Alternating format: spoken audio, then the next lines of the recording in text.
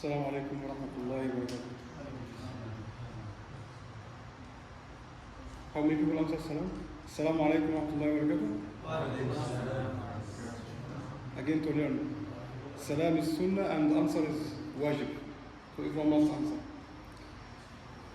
الحمد لله رب العالمين والصلاة والسلام على أشرف الأنبياء والمرسلين سيدنا محمد وعلى آله وصحبه أجمعين.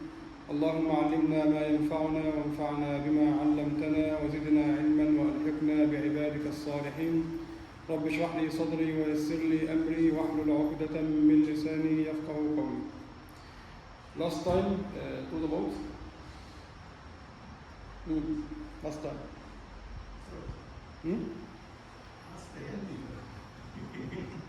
Okay, young people. Mufti Saab, not last time. Anyone remember?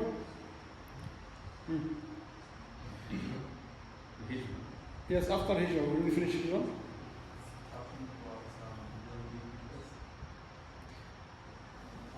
The time when Sayyidina Muhammad got married with Ummuna Aisha radiallahu anha. Then I said I will answer the doubt. Some people say that how comes some person, he was 53 years old and got married when he was 9 years old, right? Okay. To deal with that kind of doubts, you have to analyze the situation. Who is the person who asking you this question? Is he atheist, or Buddhist, or Hindu, or Jewish, or Christian, or even Muslim? So based on his background, we can give him the suitable answer. Start with atheist, because they are common now. He will ask you, how comes a person who is 53 years old, Sayyidina Muhammad sallallahu alaihi wasallam, got married with a woman, you see, she's a girl. In his mental, he thinks she's a small girl. And she is 9 years old. First of all, he's just contradicting himself. Why? Because if a person say, whatever I do, if it's not harmful for you, then it's okay. So when he just opposes this thing, he just contradicts himself and his own doctrine. Why? If, based on his logic, not our logic, based on his logic, if Sayyidina Muhammad sallallahu alaihi wasallam, 53 years old, and he want to get married with a woman or a girl based on their logic, no problem, she is 9 years old, and they are not harming anyone, then what is the problem? Based on his logic, he say, as an atheist, he doesn't believe in any God or any religion or any rule. He say, whatever I do, if it's not harmful to anyone, then it's okay. So based on his logic, in his logic, Sayyidina Muhammad got married to a woman and both of them agree for this. So what is his problem? Nothing. Just hypocrisy, right? Just contradicting his own doctrine and his own thinking and his own logic. So you have just to don't get shocked when someone speak with you about Islam and try to attack Islam. Say, oh my God, I can't answer. You can answer actually. You can answer. It's very easy, wallahi, but just make tawakal on Allah subhanahu wa ta'ala and stop. So this is about atheist person. He never believed in any God. He never believed in any religion. He doesn't even care about rules. For example, many atheist people, if you ask them, wallahi, it's very ridiculous. If you ask them, do you accept if someone has relationship with your sister? I say, if she accepts, it's okay. It's okay. He say like this. If someone was your mother, he say, okay, if she accepts, no problem. But when it comes to Islam, he just try to attack Islam. Although he doesn't believe at any religion or any God, which means every religion must be same for him, not only Islam. He must be against Christianity and Judaism and Hinduism and everything. But he only attack Islam, which is hypocrisy. Right? Because he doesn't believe at any God.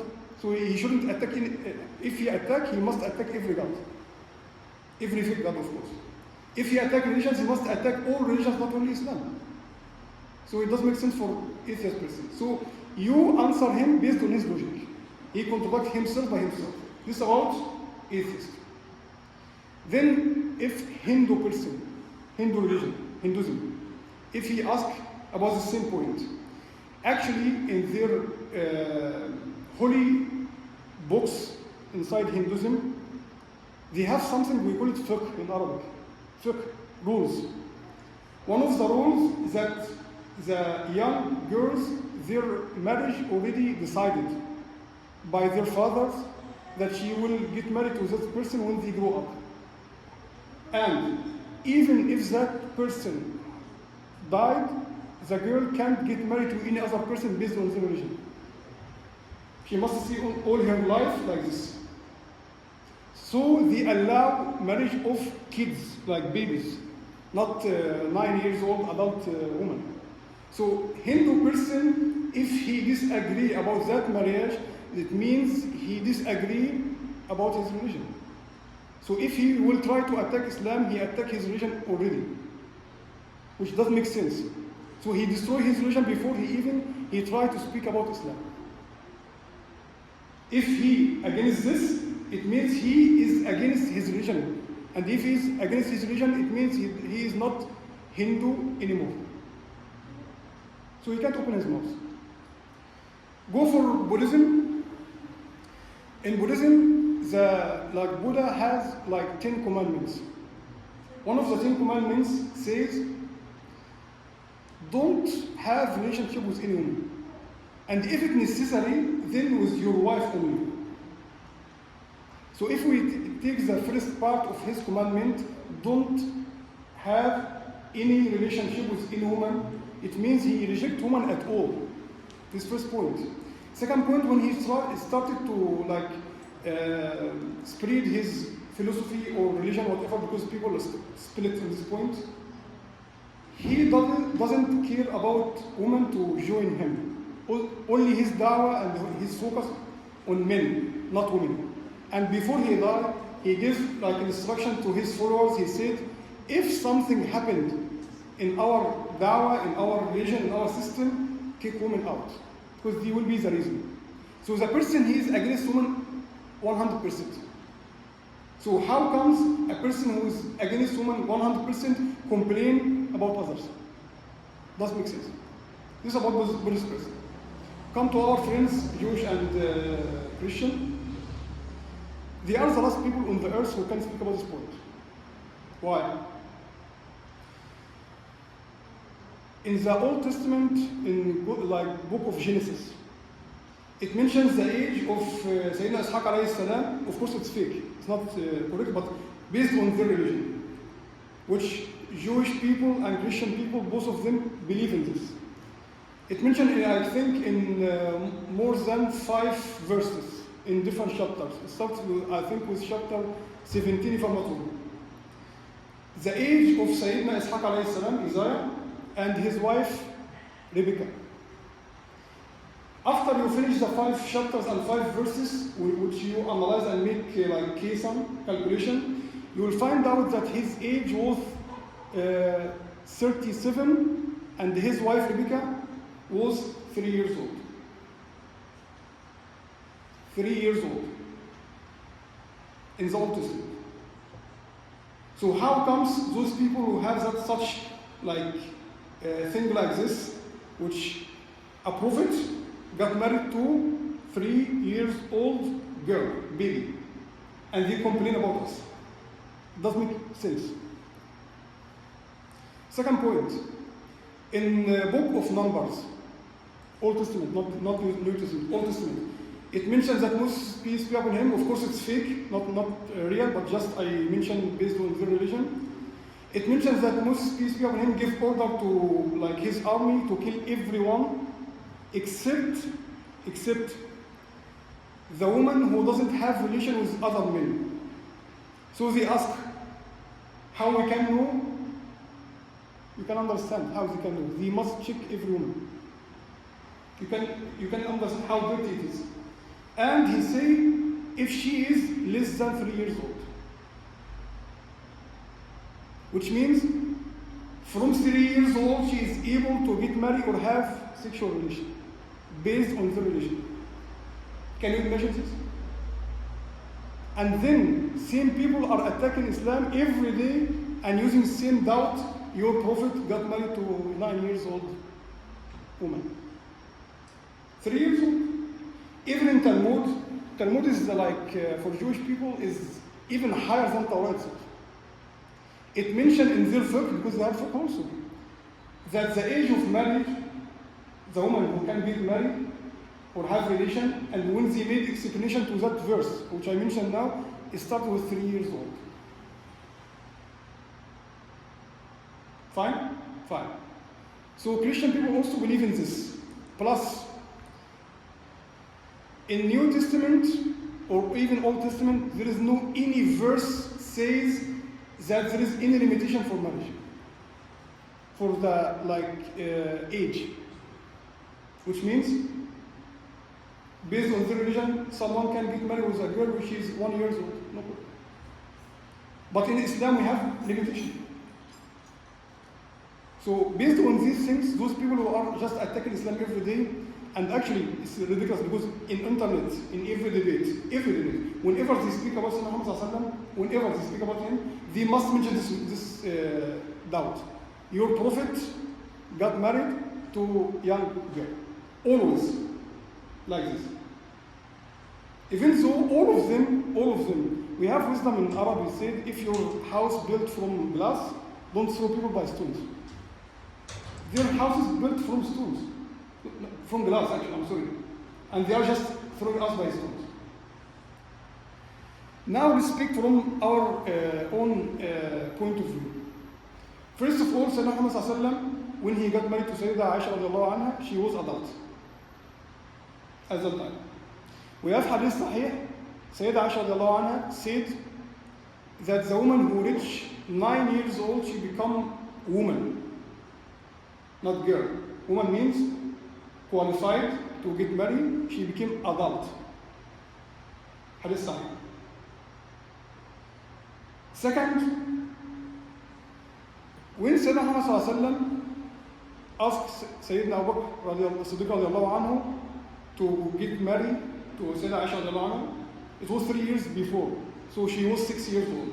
Okay, she was already fiancée to Al-Jubayr ibn Adi ibn Mut'im. He was fiancé to someone already. He was a Catholic person. So, if you say that Prophet Muhammad liked to get married to a girl or a small girl, and it's not common thing in the society at that time, how comes she was already fiancé to someone? How comes?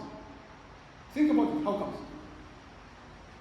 She was fiancé already to someone before Sayyidina Muhammad proposed marriage.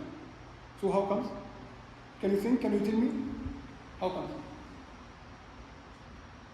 It's their culture at that time.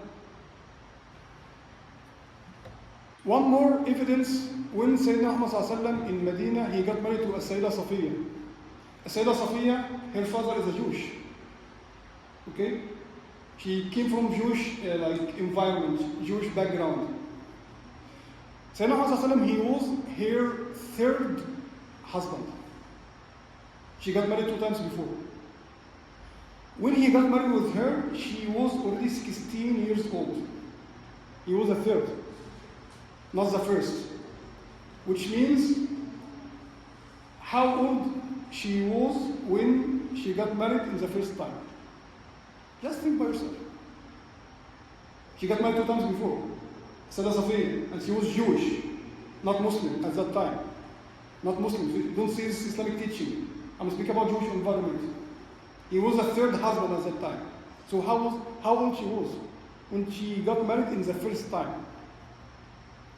Now go back to Mushrikeen environment. Okay, so nothing related to Islam. Mushrikeen environment. Sayyidina Amr ibn al-As radiallahu anhu. The difference between him and his son, 11 years. Then how old he was when he got married? Can someone answer me, please?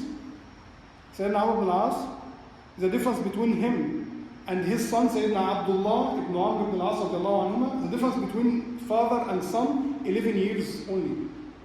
So how old he was when he got married? Can you imagine? He was 11. 11? No? 10? And how old his wife? Because should be younger than him. Should be younger than him. So how old she was? At least if she's same age, 10. Or younger, 9. Right? I'm speaking now not from like Islamic environment. I'm speaking about Mushrikeen environment and Jewish environment and Buddhist environment and Hindu environment and Jewish environment. And from even atheist concepts. Right? All of those people who attack, they are attacking for nothing. Attacking themselves. One more point about the marriage of Sayyidina Muhammad sallallahu alaihi wasallam. If we say that he loved like young girls and he wants that kind of relationship, okay. He was at that time 53 years old. When he got married first time, he was 25 years old. The most powerful time and the most time like he needs that kind of relation. How old is his wife? Sayyidah Khadija radiallahu anha? 40 years old. By Allah, by your own logic. By your own logic. Some person, if they accuse him that he loves that kind of relationship, he was 25 years old. And his first wife, 40 years old. Older than him, 15 years. Does it make sense? Is that telling you that he loves that kind of relationship too much and he loves young girls? If he loved, why he didn't get married to a young girl from the beginning? Before he became a prophet. 15 years before he became a prophet. Because he became a prophet when he was 40 years old, right? He got married when he was 25 years old. Need you go side. So why he didn't get married to a young girl at that time? Answer me. Why we never heard from his biography that he made some raping, for example, before he became a prophet for like young girls? Why all of people loved him and see he's as-Sadiq al-Amin, he's the top among us in his akhlaq before he became a prophet? Why? And if he loves that kind of religion, even if we say that Sayyidah Khadija was very beautiful and perfect and okay, no problem, and she was 40 years old, why he didn't get second or third or fourth wife, young girl? Why? Nothing happened. During his life, he never get married to any other wife until she died. She was his only wife, Sayyidah Khadija, his only wife. He never get married to any other woman during the life of Sayyidah Khadija. Make sense? And let's think about Sayyidah Aisha. First of all, getting married to Sayyidah Aisha, it was order from Allah subhanahu wa ta'ala, not from his own choice. It came to him as ru'ya, and of course ru'ya al-anbiya haqq, like it's true, you must do it. So it's order from Allah subhanahu wa ta'ala to get married with her. Second, Sayyidah Aisha was the most knowledgeable woman in the Islamic history. In the Islamic history. The most woman who narrated a hadith from the Prophet Muhammad ever. Because she was young. She was with him. When Sayyidina died, she was how old? 18 years old, right? 18 years old. She got huge knowledge. She was one of the fuqaha at that time, fiqh, giving fatwa. The most knowledgeable person about hadith at that time. And let's analyze some situation happened between Sayyidina Muhammad and Sayyidah Aisha. One day, they got this agreement. You know, every house, like husband and wife sometimes, like have some disagreement. Sayyidina Muhammad, of course, he's perfect. He never make a mistake. But women sometimes, like maybe some mistake, and you can like fix it by like kindness. Then he asked her, okay, should we need someone to judge between us? She say yes. He say, okay, who? She say, you can choose. He say, okay, I will choose Omar. Sayyidina Umar radiallahu anhu. She say, no, not him. He is like tough and serious and no. He said, okay, Abu Bakr. He say, okay, Abu Bakr. Sayyidina Abu Bakr, her father, radiallahu anhu. Then when Sayyidina Abu Bakr Siddiq radiallahu anhu came to the house, and Sayyidina Muhammad, of course, how much he's wise and humble. Allah, I can't even express by my words. It's impossible. He asked Aisha radiallahu anha, he said, should I speak first or you speak? She said very weird word. Subhanallah, very weird word. She said, تكلم ولا تكن إلا حقا. Ya Allah. She said, speak, but don't see anything except the truth. To who? To the Prophet Muhammad. She said, speak, but just see the truth. Subhanallah, this is like sometimes the mentality of women, sometimes. Subhanallah. Even though he didn't get angry from her, the Prophet he didn't get angry from her. Like some people, if you just hear one word from his wife, Islam. Is that the akhlaq of Islam? Of course not. The Prophet Muhammad, the perfect one, the best human on the earth, the best creation on the earth, he didn't even get angry from her word. Because he understands the nature of the woman. Then Sayyidina Abu Bakr, when he heard this word, he hit her. He couldn't even afford. The father couldn't afford. Then Sayyidina Muhammad defend Sayyidina Aisha radiallahu anha. And then Sayyidina Aisha radiallahu anha hide behind the Prophet Muhammad because she's scared from her father. Is that the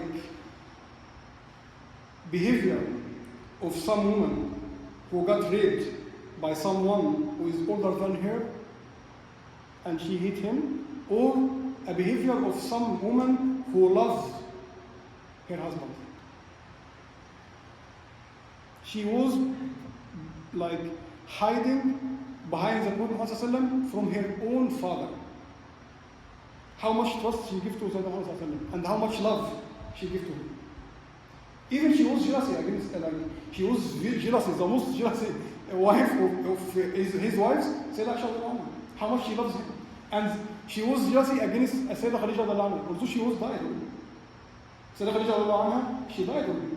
But she was jealousy. Whenever Sallallahu mentioned Sayyidah Khadija, of course he said she is my best wife. Then Sayyidah Aisha, she gets jealousy. Always gets jealousy against Sayyidah Khadija. If love comes from a woman who hates that old person and he raped her based on that kind of allegation? Of course not. Of course not. Even Sayyidina Muhammad died where? In the house of Aisha. Right? Now, very important point, put in your mind. Sayyidina Muhammad, he has enemy or not? At that time. He has enemy, right? When he got married to Sayyidah Aisha, he has enemy or not? Answer. Mufti Sir, answer. He has enemies or not? Of course. He has Mushrikeen, he has Christian, he has Jewish, and he has everyone around him enemy already. Does he accuse him by anything? Answer is, of course, yes. He is a liar, and he is kazzab, and he is sahir, magician, and he is like this and this and this, right? Even in Mecca, right? Okay. If these find any chance to catch, to make bigger allegation, they will do or not? They will do, of course. Okay. Now he got married to a woman, she is 9 years old. If it's something uncommon in their culture or bad thing, they should attack him or not? They should attack him. Did you hear in any historical book or any seerah book that Mushrikeen accused Sayyidina Muhammad that he got married to a young girl? Did you ever hear this word? Never. Which means it was normal thing at that time. Whatever they find against him, they just accuse him, even fear, because He never lie. He never do any magic. But he just try to make anything against him. Why no one of them accused him by this word? You see, he just get married to a young woman or something. Nothing happened. Now take one of the best surprise. Most of the allegation came against Sayyidina Muhammad came by Christian people, actually. Especially about marriage and these things. It mentioned in the one of the books, like which very high rank and like authentic to Christian people, especially Catholic. It mentions that Yusuf al-Najjar, got married to Sayyida Maryam alayhi salam. You know how old he was and how old she was? It mentions in the book, not our allegation. It mentioned in their book. She was 12 years old. So the mother of their God, she got married when she was 12 years old. And her husband, Yusuf al-Najjar, 14 or 15. No. 12. Also. 12. No. Sayyidina Maryam 12. He was 90 years old. 90 years old. In the age of her, like maybe grandfather. Because they say what? They say Sayyidina Muhammad got married to a girl in the age of his daughter. They make joke like this.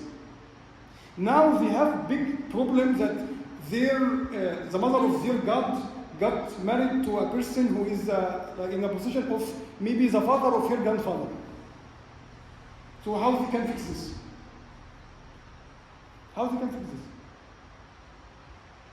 this? It does make sense about this point actually. In the Catholic books. So it's about Sayyida Aisha. Actually, at that time in Arabian country, there is no schools. So when women like get adult, the normal thing for her, she get married. Even the mushrikeen, most of their wives were very young at age at that time. So the nature of Arab at that time, not like this. So we say, okay, you are just defending Arab. I said, hold on. Go for Spain or even England at that time.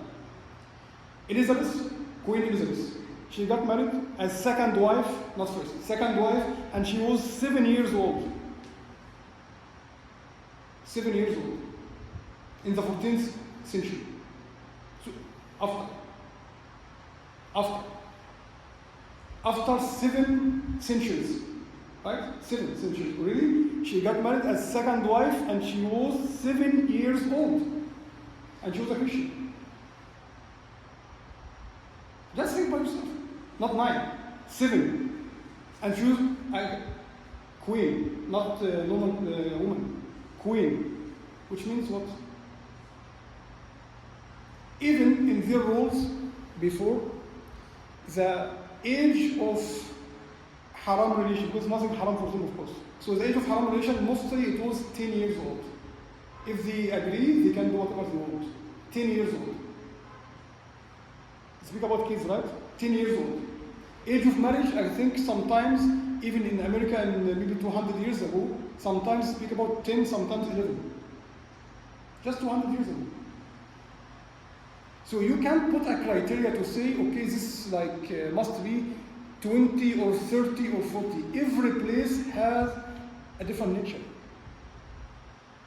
For example, here Japanese ladies, I think they are not even qualified to get married less than 20 years old at least, even more. But in other countries, maybe even 17 she is ready.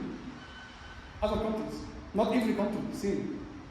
So you can't combine the environment which was 14th century ago with nowadays.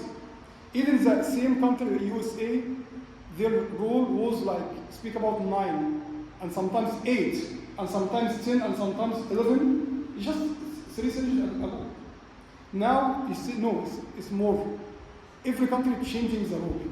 Every country changing the rule. 11, 12, 13, 14. Every country changing the rule based on their environment. So just speak about this point is ridiculous. Now you understand how to speak with a person who just come from atheist background or Hindu or Buddhist or Jewish or Christian, still Muslim person, if he have doubt about this point, in Islam, just to make it clear for you, inshallah, what is the criteria for marriage for women? It's not about age. We doesn't have in Islam something to say if she reaches this age she is qualified to get married. We doesn't have this thing. Because Islam doesn't have any of this point. Because if you put this age, this criteria for age in some country, maybe the same age is not suitable in another country. Or both are Islamic countries, but nature of the woman and nature of environment is totally different. Can't be like combined. So what is the criteria in Islam? First, she must be like prepared physically and mentally. Physically and mentally. What does that mean? It means if she even adult and she like 25 years old, but still mentally not qualified to be a wife, she can't get married. 25 years old. I must speak about 14 or 25 even 30. She is not qualified by both these two, physically and mentally, she can't get married.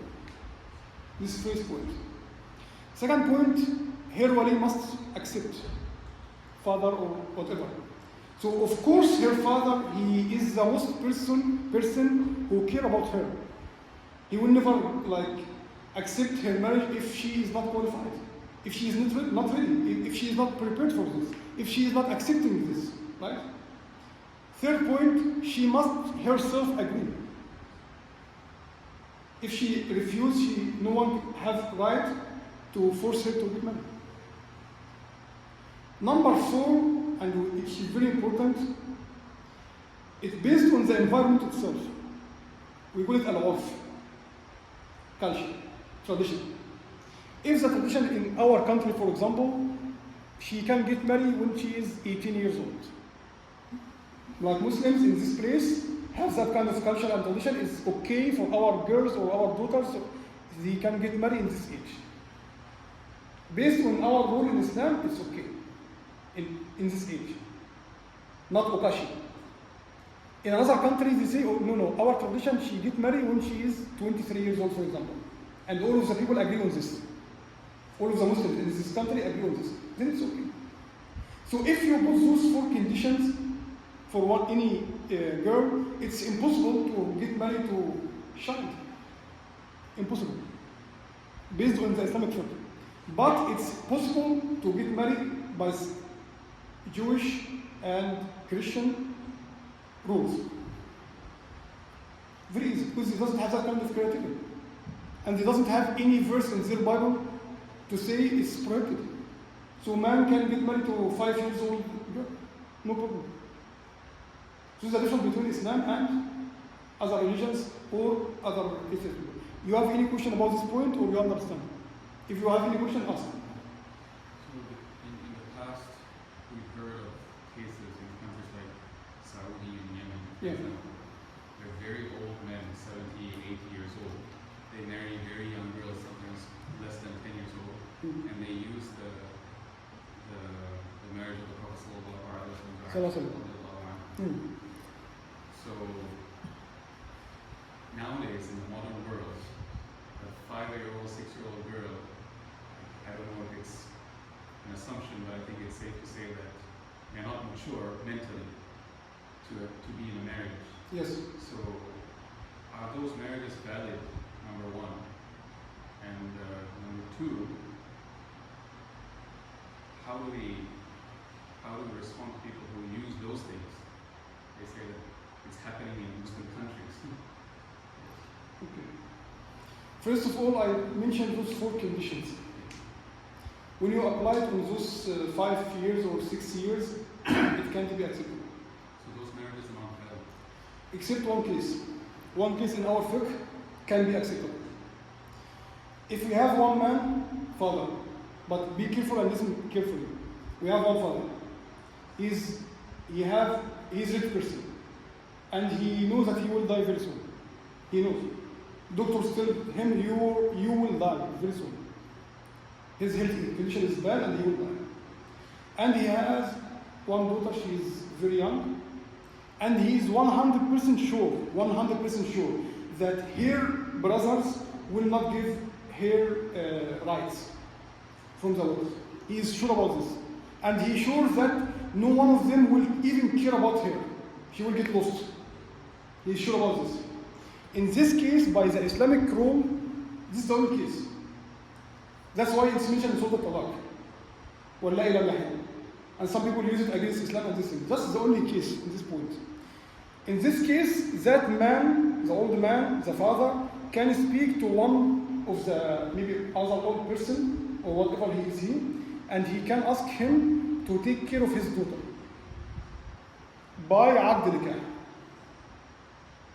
In this case, if he accepts, this daughter will go to the house of that person without any relation actually.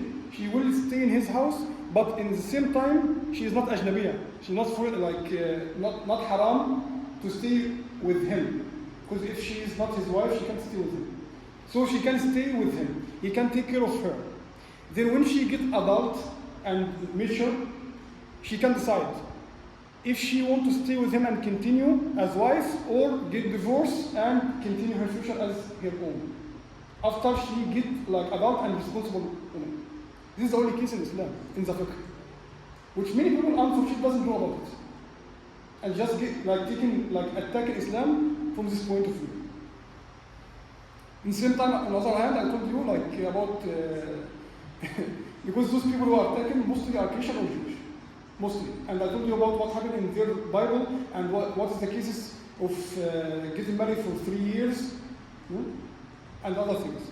This is about the first point. And second point, you can just answer by those 4 conditions. I got actually debate before with someone, maybe I told you before about it. It took 4 days. Every day by timing. 4 days.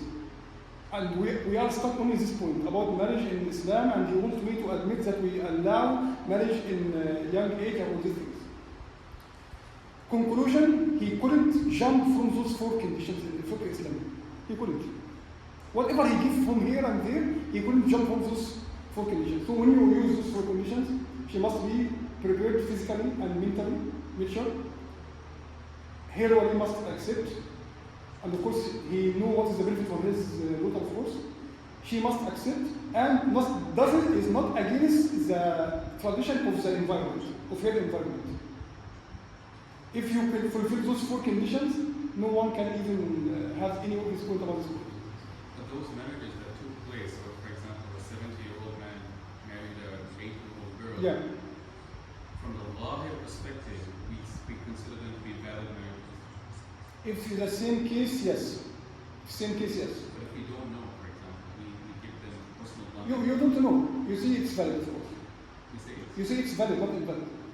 This first point. Second point,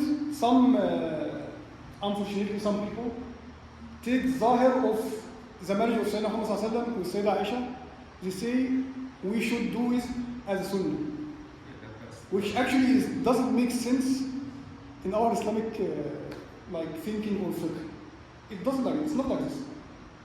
Or other people say sunnah to get married to an elder woman, like she is older than me, 15 years old, as Sayyidina Muhammad sallallahu alaihi wasallam and Sayyidah Khadija. It's funny. It's funny. Those people who just believe in Zahir, everything is Zahir. It's not like this. So when I brought this up many years ago to somebody, they used exactly that point. Why are you talking about this? Prophet married a young girl. How can you challenge this?